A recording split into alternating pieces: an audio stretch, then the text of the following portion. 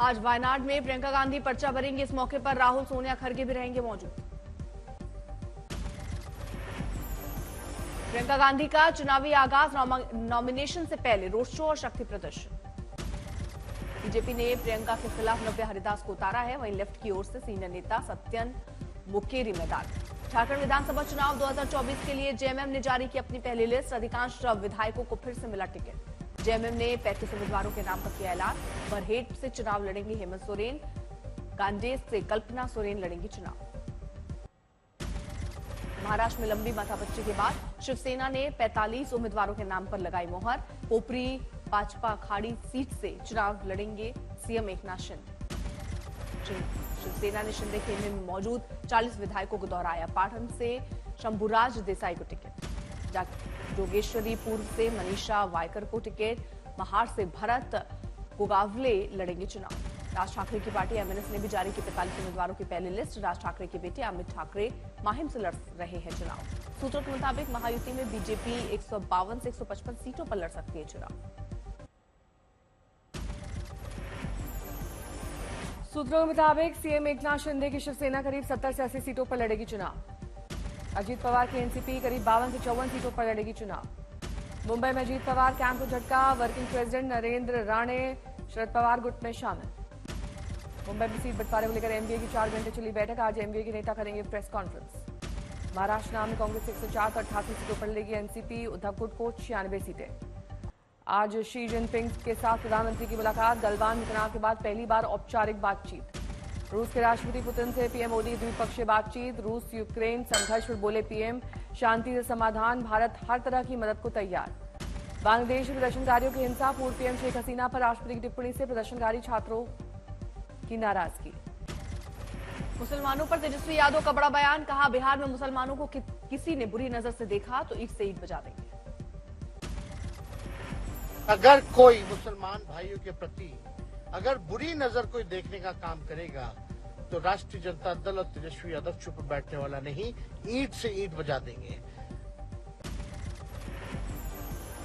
दिल्ली में डीसीडब्ल्यू के संविदा कर्मचारियों की बर्खास्तगी पर सियासत तेज। अरविंद केजरीवाल बोले, वापस दिलवाऊंगा सबको नौकरी। सीजीआई के खिलाफ एसपी सांसद रामगोपाल यादव के बयान पर बढ़ा विवाद। एक और वकील ने एसपी नेताओं के खिलाफ अवमानना का मामला शुरू करने की मांग की अनुमति। अखिलेश यादव ने सीएम योगी को बताया मोहरा। कहा, ये किसी लैब में तैयार हुआ बयान है। अखिलेश यादव ने कहा, बीजेपी को किसी से बुलवाना था। सीएम योगी की छवि भी वैसी है जैसा उनका नारा है, बटेंगे तो कटेंगे। आज अखिलेश यादव के जन्मदिन पर जगह जगह लगे पोस्टर। बधाई देते पोस्टर बैनर चर्चा का विषय। कांग्रेस के लिए फूलपुर सीट छोड़ सकती है समाजवादी पार्टी। देर रात राहुल गांधी और अखिलेश यादव में बात। पूरे आंध्र प्रदेश में शराब की भट्टियों पर सीआईडी की छापेमारी। बड़े पैमाने पर हो रही कार्रवाई। कर्नाटक के बेंगलुरु में ढही इमारत, 5 की मौत, कई घायल।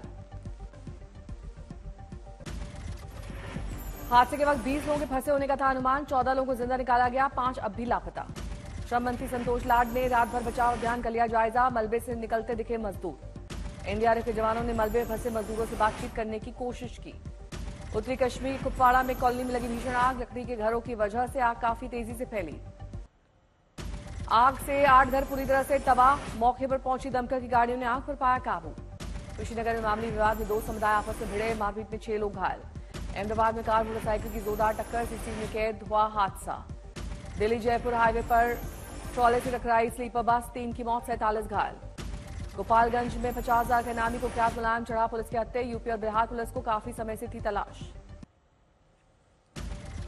ग्रेटर नोएडा में फॉर्च्यूनर कार में लगी भीषण आग। आग के अंदर बैठे एक युवक की जलकर मौत। दार्जिलिंग, उत्तरी सिक्किम, भारत और चीन में भारी भूस्खलन, सड़कें बंद। जम्मू कश्मीर में काम करके लौट रहे कई लोगों पर आतंकियों ने अंधाधुंध फायरिंग की। 3 बिहारी मजदूरों के शव पटना पहुंचाए गए। कानपुर के पूर्व विधायक के आवास पर चली गोलियां। पुलिस ने जांच शुरू की।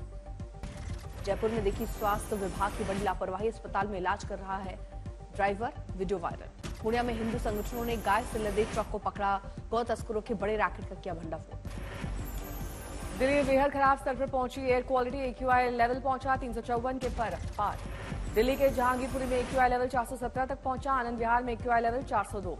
प्रदूषण पर अंकुश लगाने के बावजूद बढ़ते वायु प्रदूषण के बीच एनडीएमसी ने पार्किंग शुल्क दोगुना किया। दिल्ली एनसीआर में लागू हुआ ग्रैब 2 में पार्किंग के चार्जेस बढ़ा दिए जाते हैं ताकि लोग अपनी गाड़ी का इस्तेमाल कम करें। यूपी के मुरादाबाद शहर में कई हिस्सों में छाई धुंध, विजिबिलिटी कम। दिल्ली के कालिंदी कुंज में यमुना नदी में तैर रहा है जहरीला झाग, ड्रोन से तस्वीरें आई सामने। दिल्ली के जामिया यूनिवर्सिटी में दिवाली प्रोग्राम में हुआ हंगामा, एक गुट ने फिलिस्तीन जिंदाबाद अल्लाहू अकबर के लगाए नारे। एबीवीपी के छात्रों ने दिए और रंगोली से छेड़छाड़ का लगाया आरोप, अब तक कोई आधिकारिक पुष्टि नहीं। इलाहाबाद हाईकोर्ट में श्रीकृष्ण जन्मभूमि और शाही ईदगाह मस्जिद विवाद में मुस्लिम पक्ष की रिकॉल अर्जी पर आज फैसला सुनाया जाएगा। दाना चक्रवाती तूफान की आहट से सहमा ओडिशा, बंगाल, सभी जिलों में अलर्ट जारी।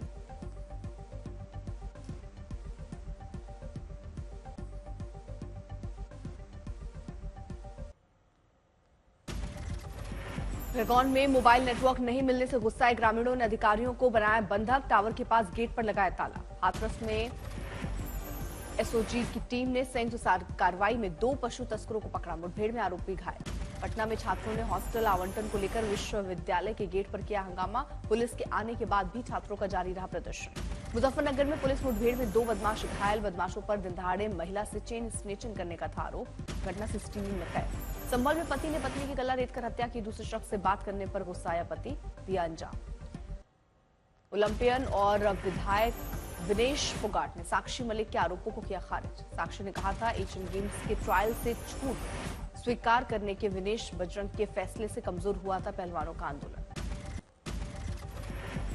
आरबीआई के मुताबिक मई 2022 से फरवरी 2023 तक रेपो रेट को 2.5% बढ़ाने से महंगाई को करीब 1.60% का कम करने में मिलेगी मदद। मोदी सरकार को 2024-25 में सरकारी कंपनियों 65,000 करोड़ का डिविडेंड मिलने का अनुमान, बैंक और वित्तीय संस्थानों से मिलने वाला डिविडेंड इसमें शामिल नहीं। त्योहारी सीजन से पहले ग्रामीण डिमांड बढ़ने से भारतीय स्मार्टफोन बाजार ने जुलाई-सितंबर तिमाही में 9% ग्रोथ दर्ज की। एनवीडिया के सीईओ का भारत के साथ सेमीकंडक्टर चिप बनाने का प्रस्ताव, अमेरिका में कंपनी ने प्रधानमंत्री मोदी को साल की शुरुआत में दिया था प्रस्ताव। देश भर में अक्टूबर महीने के समय जन औषधि की बिक्री में 1,000 करोड़ का छुआ आंकड़ा।